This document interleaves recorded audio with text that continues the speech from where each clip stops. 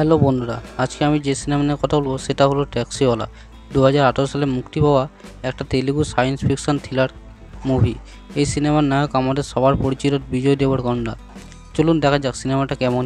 মুভির কাহিনীটি ছোটো করে বলি। এই সিনেমার গল্প শুরু হয় এক ছেলের জীবনের সঙ্গে, নাম শিব।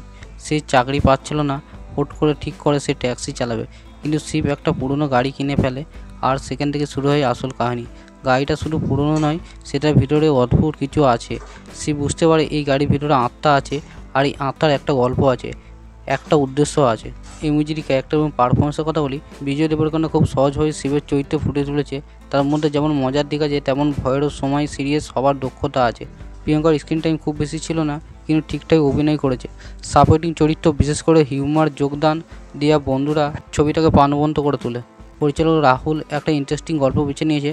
ভৌতিক থ্রিলার, সায়েন্স ফিকশন আর হিউমার, এই তিনটি মিশিয়ে ছবিটা বানানো হয়েছে। গল্পের গতি মাঝে মাঝে ধীর লাগতে পারে, তবে শেষ দিকে ক্লাইম্যাক্সে ভালোভাবে বেঁধে দেয়। সঙ্গীত এবং টেকনিক্যাল দিকে কথা বললে সিনেমার ব্যাকগ্রাউন্ড স্কোর বেশ ভালো, গানগুলো মনে রাখার মতন।